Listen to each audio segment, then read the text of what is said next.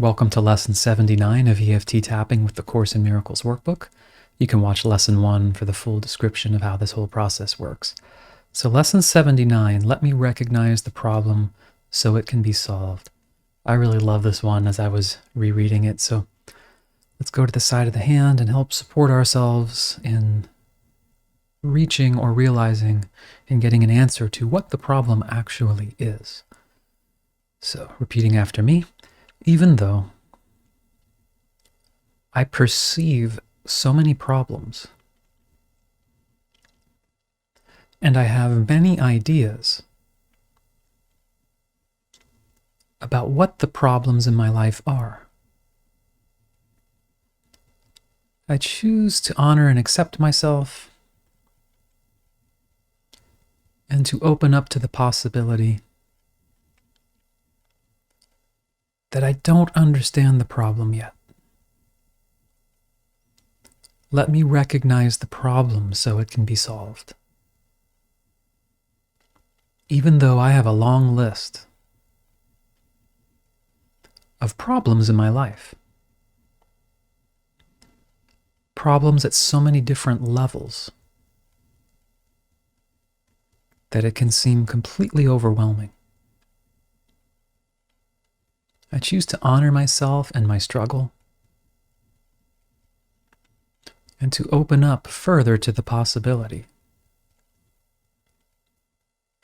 I might not understand what the deeper problem is. Let me recognize the problem so it can be solved. Even though this world has so many problems. An exhaustive list of problems at so many different levels. Life can seem like it's constant problem solving. I choose to open up to the potential that I'm not seeing the actual problem. Let me recognize the problem so it can be solved. Okay, now through the points. All the problems in my life. From little annoyances, managing day-to-day tasks, keeping finances and other life business stuff in order, to deeper challenges. Maybe something's going on with my health or my family's health. Conflicts. There's just so much to deal with. And how can I ever deal with all of it? But it's all there. The evidence is in my life. And here this text is saying, everyone in this world seems to have his own special problems. Yet they are all the same.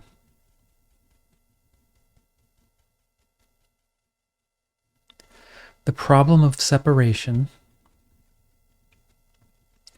which is really the only problem, has already been solved. The solution is not recognized because the problem is not recognized. The temptation to regard problems as many is the temptation to keep the problem of separation unsolved. I choose to sit with that for a moment. Is the temptation to see many problems a way of keeping the real problem unsolved? That would be pretty incredible. No one could solve all the problems the world appears to hold. All this complexity is a desperate attempt to not recognize the problem. Maybe I really don't know what's going on here. I choose to empty my mind as much as possible of what I think my problems are and what I think the underlying root causes are. I will think of social or political or economic reasons. But the exercises for today will be successful to the extent to which you do not insist on defining the problem. I choose to let go of my definitions. In the longer practice periods today, I will ask, what is the problem? What is the answer? I will choose to let go and really listen. I will ask and wait for the answer. And I will ask for the solution to the problem. And I will be told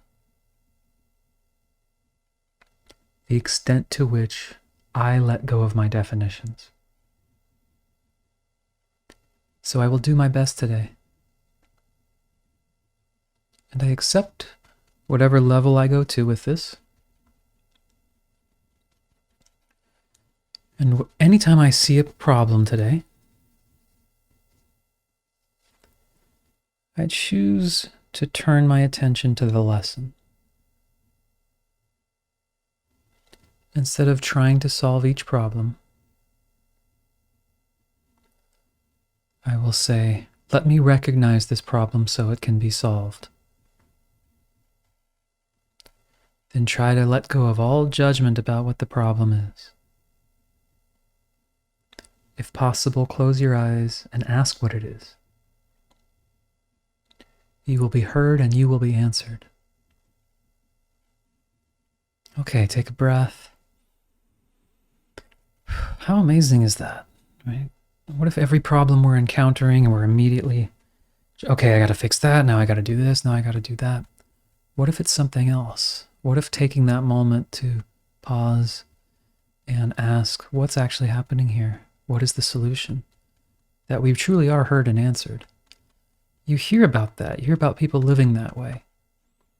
And let's give ourselves evidence in our shorter and longer practice periods today that it's actually possible to live this way. And I will see you on lesson 80. See you then.